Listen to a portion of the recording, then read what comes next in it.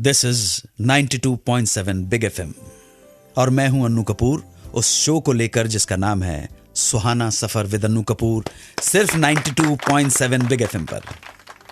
सबसे पहले आज की कहानियों की एक झलक। पहली स्टोरी होगी सत्यजीत रे की और उनकी पहली हिंदी फिल्म शतरंज के खिलाड़ी की। कहानी पसंद आने के बावजूद इसे बनाने के प्रश्न पर बार बार दुविधा में क्यों पड़ जाते थे रे। उसके बाद बताऊंगा कि कैसे रोहिणी हट्टंगड़ी को मिली उनके जीवन की पहली इंटरनेशनल फिल्म गांधी।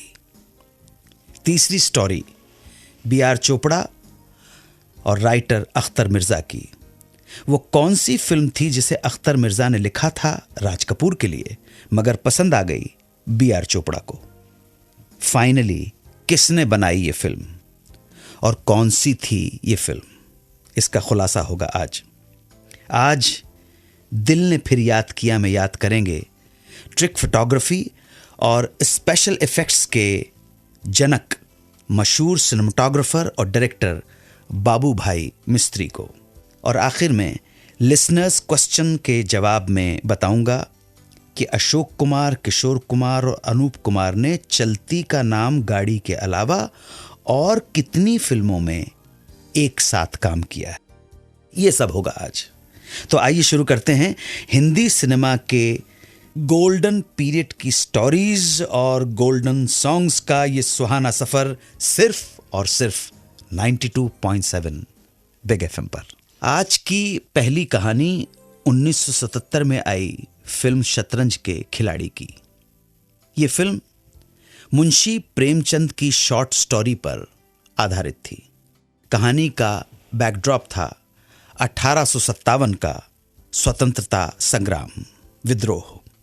यह फिल्म सत्यजीत रे की पहली हिंदी फिल्म थी, मगर एक वक्त ऐसा भी था जब सत्यजीत रे इस दुविधा में थे कि यह फिल्म बनाएं या ना बनाएं।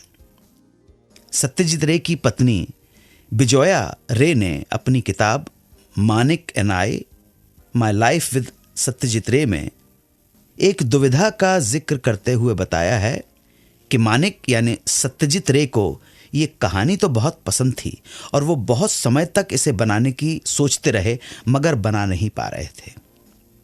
उन्होंने अपने आर्ट डायरेक्टर बंसी चंद्रगुप्ता से ये सब्जेक्ट कई बार डिस्कस भी किया, मगर हर बार कहते कि समझ नहीं आ रहा है कि इस फिल्म को कैसे शुरू करूं। एक दिन बंसी चंद्रगुप्ता ने उनसे पूछा, मानिकदा, आखिर इस फिल्म को लेकर आपकी परेशानी क्या है? तब सत्यजीत रे ने बताया कि हर फिल्म का इंपॉर्टेंट, इंटेग्रल, क्रिटिकल पार्ट होते हैं उसके डायलॉग। अपनी हर फिल्म के डायलॉग वो खुद ही लिखते थे। अब चूंकि वो ये फिल्म हिंदी में बनाना चाहते हैं, इसलिए उनकी सबसे बड़ी प्रॉब्लम है कि हिंदी में वो डायलॉग कैसे लिखें। वो हिंदी समझते जरूर थे, लेकिन हिंदी उर्दू में डायलॉग लिखना उनके बस की बात नहीं थी। बंसी चंद्रगुप्ता ने उन्हें एडवाइस दी कि आप इसे हिंदी में लिखने का आइडिया छोड़कर बंगला में ही लिख डालें, सो आप जैसा चाहते हैं वो इफेक्ट आ जाएगा। बंगला ड्राफ्ट कंप्लीट होने के बाद हम इसे हिंदी में ट्रांसलेट करवा लेंगे। हिंदी आप समझते ही हैं, सो सुनकर आपको पता चल जाएगा कि जो आप चाहते हैं वो बात आ रही है कि नहीं आ रही। सत्यजीत रे को यह आइडिया जच गया और वो शतरंज के खिलाड़ी के डायलॉग बंगाली में लिखने के लिए जुट गए। कुछ वक्त बाद डायलॉग बंगाली में लिख लिए गए। तब हिंदी और उर्दू में इसके ट्रांसलेशन के लिए शमा जैदी और जावेद सिद्दीकी को साइन किया गया। इस तरह सत्यजीत रे की दुविधा खत्म हुई और वो शतरंज के खिलाड़ी बनाने में कामयाब हुए। संजीव कुमार, सईद जाफरी, शबाना आजमी, फरीदा जलाल, अमजद खान और गांधी जैसी फिल्म बनाने वाले Oscar winning director sir Richard Attenborough ने इस फिल्म में एक्टिंग की थी, शतरंज के खिलाड़ी। एक्ट्रेस रोहिणी हट्टंगड़ी ने फिल्म गांधी में कस्तूरबा का रोल किया। ये रोल रोहिणी को कैसे मिला बताऊंगा बस थोड़ी ही देर में। आप सुनते रहें सुहाना सफर विद अन्नू कपूर सिर्फ और सिर्फ 92.7 बिग एफएम पर। 92.7 बिग एफएम पर आप सुन रहे हैं रेडियो का number 1 show Suhana Safar with Anu Kapoor. बात उन दिनों की है जब रोहिणी हट्टंगडी मराठी थिएटर से जुड़ी हुई थी। एक दिन अचानक उनके पास कास्टिंग एजेंट डॉली ठाकुर का फोन आया। डॉली ठाकुर ने बताया कि इंग्लिश डायरेक्टर रिचर्ड एटनबरो अपनी फिल्म गांधी में कस्तूरबा के रोल के लिए उनसे मिलना चाहते हैं। रिचर्ड एटनबरो उन दिनों दिल्ली से बंबई होते हुए लंदन जा रहे थे। रोहिणी हट्टंगडी के लिए एक बहुत बड़ा मौका था। रिचर्ड एटनबरो के बॉम्बे आने पर रोहिणी उनसे मिली। इस मुलाकात में 1 घंटे तक रिचर्ड ने रोहिणी से थिएटर के बारे में बातचीत की, मगर रोहिणी को इस मुलाकात के बाद ऐसा लगने लगा कि उनका इस रोल के लिए सेलेक्ट हो जाना थोड़ा मुश्किल है, क्योंकि सेम रोल के लिए रिचर्ड एटनबरो 2 और एक्ट्रेसेस से मिल चुके थे, जिनमें से एक स्मिता पाटिल भी थी। ऐसे में उन्हें लगा कि उनको ये रोल मिलना बहुत मुश्किल हो जाएगा। अपनी इसी आशंका के कारण आगे की डेट्स उन्होंने एक मराठी प्ले को भी दे डाली। लेकिन कुछ ही दिनों में खबर मिली कि उन्हें फाइनल स्क्रीन टेस्ट के लिए लंदन बुलाया गया है। लंदन जाने के लिए 1 महीने का समय था, लेकिन इस दौरान उन्हें अपना 8 किलो वेट भी कम करना था, क्योंकि फिल्म में 27 साल से लेकर 74 साल तक की कस्तूरबा की आयु दिखाई जानी थी और उन्हें उसी रोल के हिसाब से दिखना भी था। रोहिणी अब और भी नर्वस हो गई। इस रोल को लेकर वो इतनी घबरा गई कि उनका कॉन्फिडेंस डगमगाने लगा। रोहिणी हट्टंगडी की हालत को देखकर डॉली ठाकुर ने उन्हें हौसला दिया और ऑडिशन की तैयारी करवाने में मदद की। रोहिणी डॉक्टर से मिली और वजन घटाने का काम शुरू कर दिया, मगर अब एक और समस्या ये थी कि उनके पास पासपोर्ट नहीं था। एक बार फिर लगने लगा कि ये रोल हाथ से निकल जाएगा, क्योंकि इतनी जल्दी पासपोर्ट तो बनने से रहा। एक बार फिर इस प्रॉब्लम का सॉल्यूशन किया डॉली ठाकुर ने। उन्होंने खुद रोहिणी के साथ पासपोर्ट ऑफिस जाकर सारी फॉर्मेलिटीज कंप्लीट करवाई और 7 दिनों के अंदर ही रोहिणी को टेम्पररी पासपोर्ट मुहैया करवा दिया गया। उधर रोहिणी के मराठी प्ले के प्रोड्यूसर ने भी अपने प्ले की डेट्स एडजस्ट कर डाली ताकि रोहिणी स्क्रीन टेस्ट के लिए लंदन जा सकें। सारी तैयारी के साथ 1 महीने बाद रोहिणी लंदन गई, ऑडिशन हुआ और सिलेक्शन हो गया। तमाम मुश्किलात से गुजरते हुए रोहिणी हट्टंगडी को मिली उनकी पहली international film, first important role Kasturba Gandhi. इसके बाद फिर रोहिणी हट्टंगडी ने कभी पीछे मुड़कर नहीं देखा। नेक्स्ट सेगमेंट दिल ने फिर याद किया। आज याद करेंगे ट्रिक फोटोग्राफी और father of Indian special effects और काला धागा के नाम से मशहूर सिनेमाटोग्राफर और डायरेक्टर बाबू भाई मिस्त्री को, उनके जीवन पर चर्चा बस थोड़ी ही देर में। आप सुनते रहें सुहाना सफर विद अनु कपूर, सिर्फ 92.7 बिग एफएम पर।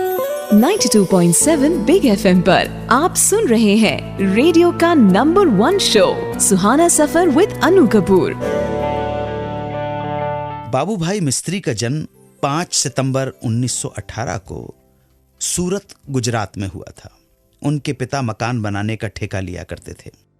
बाबू भाई 14 साल के रहे होंगे जब उनके पिता का देहांत हो गया और घर में 9 भाई बहनों में सबसे बड़े होने के नाते उन्हें बहुत कम उम्र में परिवार की जिम्मेदारी संभालनी पड़ी, काम शुरू करना पड़ा।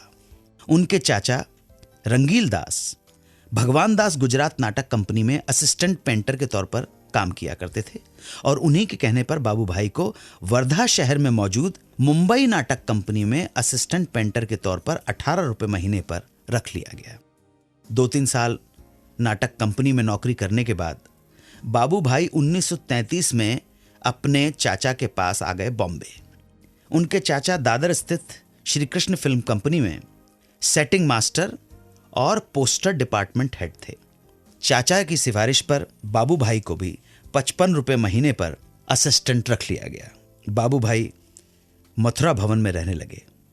शुरुआत में उनका काम फिल्मों के पोस्टर तैयार करना और सेट के कंस्ट्रक्शन में हेल्प करना था, लेकिन साथ ही साथ वो कंपनी के कैमरामैन गोवर्धन पटेल से कैमरा सेटिंग भी सीखने लगे। जब प्रोड्यूसर डायरेक्टर विजय शंकर भट्ट ने प्रकाश पिक्चर्स की शुरुआत की तो उन्होंने बाबू भाई को 65 रुपये महीने पर पोस्टर डिपार्टमेंट में नौकरी पर रख लिया। अपनी प्रतिभा और मेहनत से जल्द ही बाबू भाई सेटिंग और पेंटिंग डिपार्टमेंट के हेड बन गए। खाली समय में बाबू भाई कैमरामैन की मदद करने लगे। उनकी लगन देखकर उन्हें प्रकाश पिक्चर्स के लिए एक ट्रेलर तैयार करने का काम सौंपा गया। उनका बनाया ट्रेलर तोप का गोला कंपनी को बहुत पसंद आया। उन्हीं दिनों Vijay Bhatt Hollywood film the invisible man पे बेस्ड ख्वाब की दुनिया बनाने की तैयारी में लगे थे, मगर फिल्म के स्पेशल इफेक्ट्स और एग्जीक्यूशन को लेकर बहुत चिंतित थे। तब बाबू भाई ने ही फिल्म की ट्रिक फोटोग्राफी में विजय भट्ट की मदद की।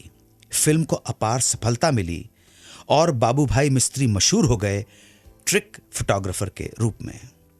प्रकाश पिक्चर्स में डायरेक्टर के तौर पर काम करने वाले बलवंत भट्ट से बाबू भाई की अच्छी ट्यूनिंग थी, इसलिए जब बलवंत भट्ट ने प्रकाश पिक्चर्स छोड़कर चिमनलाल त्रिवेदी की परेल में शुरू की गई फिल्म कंपनी सिरको ज्वाइन की तो उन्होंने बाबू भाई को भी प्रकाश पिक्चर्स से बेहतरीन सैलरी दिलवाकर आर्ट डायरेक्टर के तौर पर ज्वाइन करवा दिया। उस दौर में सिरको ने कई सारी फिल्मों का निर्माण किया, जिसके कारण बाबू भाई हो गए बहुत बिजी। उनकी काबिलियत को देखते हुए JBH वाडिया और होमी वाडिया की वाडिया मूवी टोन ने बाबू भाई को अपने साथ काम करने का ऑफर दिया। वाडिया मूवी टोन रिलीजियस फिल्में बनाता था, स्टंट फैंटेसी फिल्म्स प्रोड्यूस किया करते थे। यहां होमी वाडिया से पहली मुलाकात के दौरान बाबू भाई ने डायरेक्शन में हाथ आजमाने की इच्छा जताई।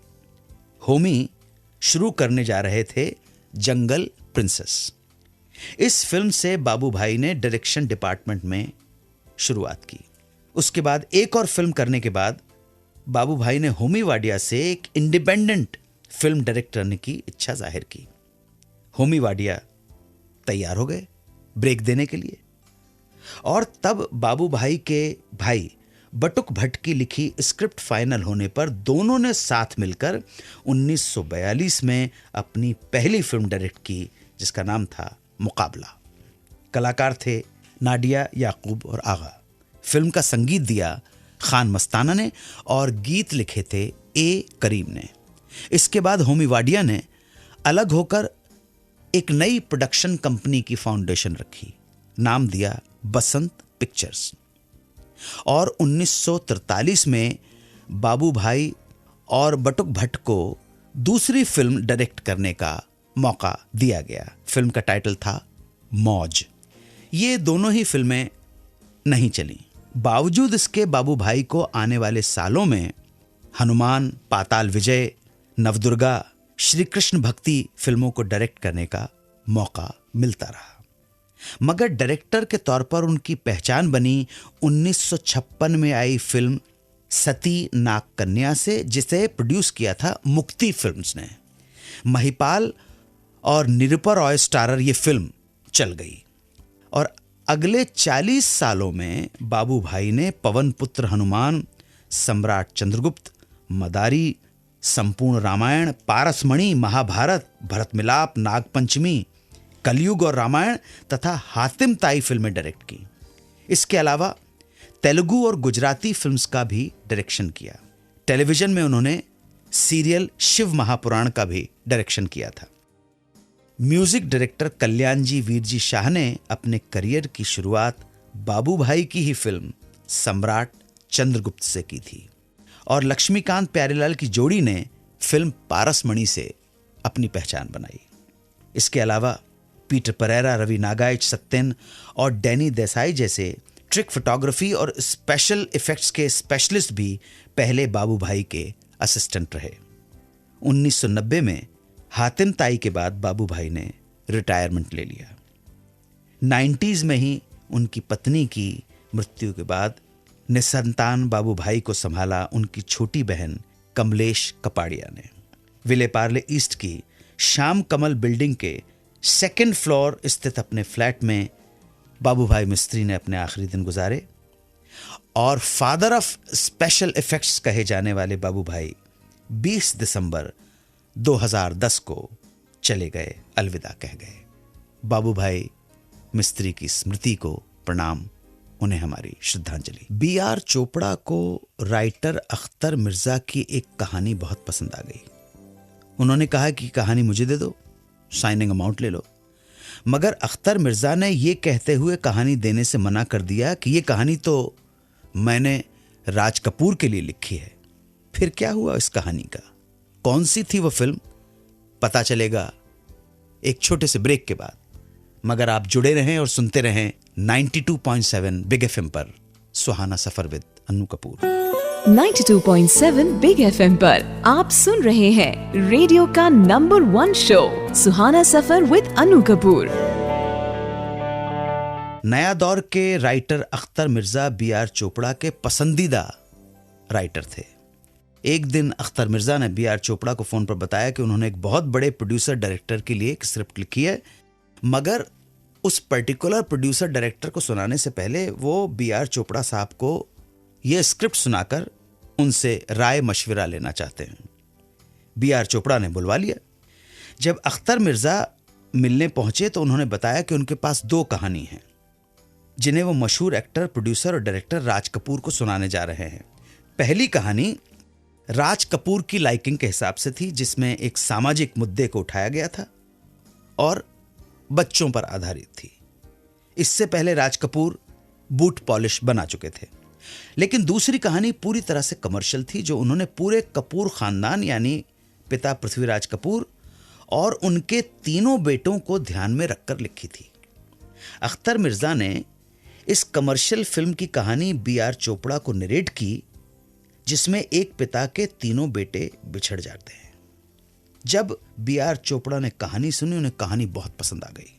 उन्होंने छूटते ही अख्तर मिर्जा से कहा, मुझे ये कहानी पसंद है और मैं अभी इसी वक्त इस कहानी के लिए तुम्हें साइनिंग अमाउंट देने को तैयार हूं। मगर अख्तर साहब ने खास तौर पर उस स्टोरी को राज कपूर के लिए लिखा था, इसलिए उन्होंने कहा कि पहले वो ये दोनों कहानियां राज कपूर को सुनाएंगे, अगर वहां बात नहीं बनी तब देखा जाएगा।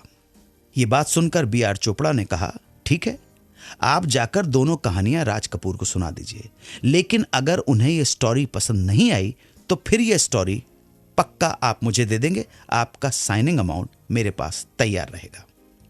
अब एक तरफ अख्तर साहब राज कपूर को स्टोरी सुनाने जा रहे थे, दूसरी तरफ B.R. चोपड़ा भगवान से मना रहे थे कि राइटर अख्तर मिर्जा की कमर्शियल सब्जेक्ट पर लिखी कहानी काश राज कपूर रिजेक्ट कर दें, और किस्मत से ऐसा ही हुआ भी। अख्तर मिर्जा की दोनों कहानी सुनने के बाद राज कपूर को सोशल इशू पर लिखी कहानी ज्यादा पसंद आई और कमर्शियल सब्जेक्ट पर लिखी स्टोरी उन्होंने रिजेक्ट कर दी, और ये कहानी इस तरह चली गई B.R. चोपड़ा के पास। जो कहानी राज कपूर को पसंद आई थी, उस पर बनी फिल्म जिसका टाइटल रखा गया अब दिल्ली दूर नहीं। RK फिल्म्स के लिए इसे डायरेक्ट किया था अमर कुमार ने, लेकिन ये बॉक्स ऑफिस पर कुछ खास कमाल नहीं दिखा पाई। और दूसरी तरफ B.R. चोपड़ा को जो कहानी मिली और जिस पे उन्होंने फिल्म बनाई, उसका टाइटल था वक्त, जिसमें पिता का रोल किया बलराज साहनी ने और उनके 3 बेटों का रोल किया राजकुमार, सुनील दत्त और शशि कपूर ने। और ये फिल्म वक्त रही सुपर डुपर हिट फिल्म। इसी फिल्म के लिए राइटर अख्तर मिर्जा को बेस्ट स्टोरी का फिल्म फेयर अवार्ड भी मिला था, और इसी फिल्म के लिए हम कह सकते हैं कि ये हिंदी सिनेमा की पहली मल्टी स्टारर फिल्म थी वक्त। आज के लिसनर्स क्वेश्चन सेगमेंट में नोएडा से राकेश पाल ने हमसे ये पूछा है कि क्या किशोर कुमार, अशोक कुमार और अनूप कुमार ने फिल्म चलती का नाम गाड़ी के अलावा और किसी फिल्म में भी साथ काम किया है? राकेश पाल जी, आप प्रोग्राम में बने रहें, बस थोड़ी ही देर में दूंगा आपके सवाल का जवाब। तब तक सुनते रहिए सुहाना सफर विद अन्नू कपूर, सिर्फ 92.7 बिग एफएम पर। 92.7 बिग एफएम पर आप सुन रहे हैं रेडियो का number 1 show Suhana Safar with Annu Kapoor. 92.7 big FM पर एक बार फिर मैं अन्नू कपूर आपका स्वागत करता हूं। अब समय है राकेश पाल के सवाल का जवाब देने का, जिन्होंने हमसे ये जानना चाहा है कि क्या किशोर कुमार, अशोक कुमार और अनूप कुमार ने फिल्म चलती का नाम गाड़ी के अलावा किसी और फिल्म में भी साथ काम किया है। बताना चाहूंगा कि इन तीनों ने 2 और फिल्मों में साथ काम किया है। इस तरह तीनों भाइयों ने कुल 3 फिल्मों में एक साथ काम किया है। फर्स्ट फिल्म चलती का नाम गाड़ी से 1 साल पहले यानी कि 1957 में आई थी। फिल्म का नाम था बंदी। इस फिल्म को प्रोड्यूस किया था श्री पिक्चर्स ने। फिल्म के डायरेक्टर थे सत्येन बोस। फिल्म का म्यूजिक दिया था हेमंत कुमार ने। फिल्म में टोटल 8 गाने थे जो प्रेम धवन, राजेंद्र कृष्ण और रवि ने लिखे थे। एक्टिंग के साथ साथ किशोर कुमार ने इस फिल्म में 2 सोलो गाने गाए हैं और गीता दत्त के साथ एक डुएट भी गाया है। दूसरी फिल्म यही चलती का नाम गाड़ी, जो आई थी 1958 में, जिससे सभी वाकिफ हैं। इस फिल्म के भी डायरेक्टर थे सत्येन बोस और संगीत दिया था एस.टी. बर्मन ने। गीत लिखे थे मजरूह सुल्तानपुरी ने। इसके अलावा जो तीसरी फिल्म आई वो थी चलती का नाम जिंदगी। ये फिल्म आई थी 1982 में और ये फिल्म चलती का नाम गाड़ी का सीक्वल थी, मगर इसमें मधुबाला नहीं थी क्योंकि उस वक्त तक मधुबाला की डेथ हो चुकी थी। इसमें किशोर के बेटे अमित कुमार भी थे। इस फिल्म को किशोर कुमार ने प्रोड्यूस और डायरेक्ट किया था। इसके साथ साथ फिल्म की स्टोरी और म्यूजिक भी किशोर कुमार ने ही दिया था। तो इस तरह हमारी जानकारी के अनुसार ये जमा टोटल 3 फिल्में थीं जिसमें तीनों भाइयों ने एक साथ काम किया था। मैं उम्मीद करता हूं कि 92.7 बिग एफएम के इस प्रोग्राम में नोएडा के राकेश पाल जी को उनके सवाल का जवाब मिल गया होगा। अब समय हो गया है आप सबसे इजाज़त लेने का। कल फिर मिलेंगे। Thank you very much. बड़ा मान दिया, सम्मान दिया, प्रेम दिया इस चैनल को जिसका नाम है 92.7 बिग एफएम और इस प्रोग्राम को जिसका नाम है सुहाना सफर विद अन्नू कपूर, सिर्फ और सिर्फ 92.7 बिग एफएम पर। धन्यवाद, कृपा, मेहरबानी। चलता हूं, फिर मिलेंगे। जय हिंद, वंदे मातरम। 92.7 बिग एफएम पर आप सुन रहे हैं रेडियो का number 1 show Suhana Safar with Annu Kapoor.